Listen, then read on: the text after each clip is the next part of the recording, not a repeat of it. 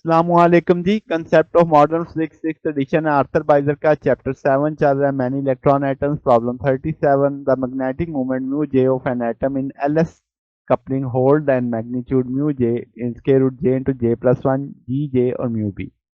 Mu B Bohr magnetron है। E H cut over 2m है। जी जे आपके पास 1 plus J into J plus one minus L into L plus one minus S into S plus one divided by 2 J into J plus one. इसे Landé जी factor कहते हैं। अब हमसे कहने करने को क्या कह रहा है कि इस रिजल्ट को ड्राइव करो with the help of law of cosine starting the fact the average over time only component of mu L and mu J are parallel to the J contributor the mu J. फिर वो कहता है एक atom consider करो जो L S coupling को ओबे कर रहा है वीक मैग्नेटिक फील्ड में जिसकी कपलिंग प्रिजर्व्ड है। कितनी स्टेट्स होंगी जो आपके पास इस जे के लिए और एनर्जी डिफरेंस इन स्टेट्स के बीच सब स्टेट्स के बीच में क्या होगा। अब जो टोटल मैग्नेटिक मोमेंट है उसने खुद कहा कि मैग्नेट वेक्टर सम होगा मैग्नेट ऑर्बिटल मैग्नेटिक मोमेंट और स्पिन मैग्नेटिक। इनकी वैल्यूज प्लेस कर देंगे। जी एल की वैल्यू 1 होती है, जी एस की वैल्यू 2 होती है। इसमें से mu B over H cut common ले लेंगे तो ये आपके पास एल प्लस टू एच आ जाएगा। अब एल एस कपलिंग में टोटल एंगुलर मोमेंटम जो है वो कांस्टेंट ऑफ द मोशन है, तो जो मैग्नेटिक मोमेंट है म्यू एल और म्यू एस वो प्रेस करेंगे अराउंड द जे।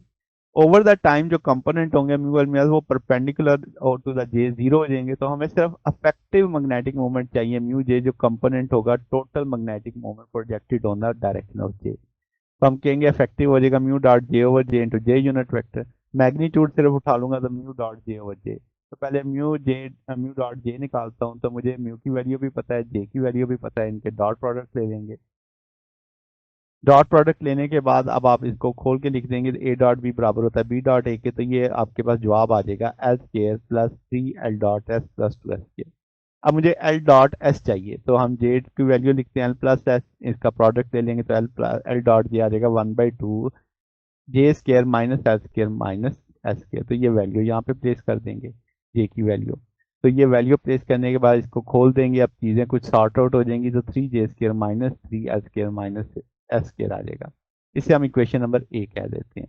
अब आपके पास क्या है जी, जे की वैल्यू हम जानते हैं J into J plus one into H cut आ जाएगा।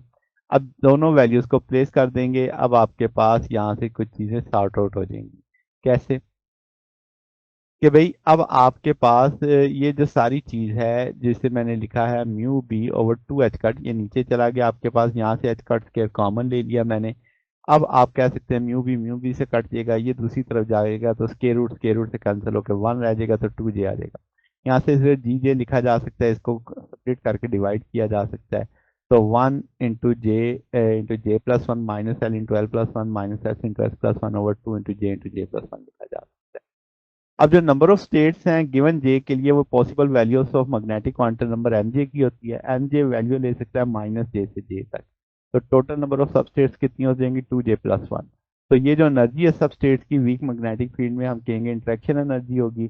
में ई आ जाएगा mu J into B minus आ जाएगा जे जेड बी, यानी सिर्फ जी कंपोनेंट ले लेंगे। कंपोनेंट जो मैग्नेटिक मोमेंट का along the magnetic field direction G होगा वो हम कहेंगे minus G mu B M J. इसकी वैल्यू प्लेस कर देंगे इस सारे को यानी मल्टीप्लाई नेगेटिव नेगेटिव पॉजिटिव हो जाएगा।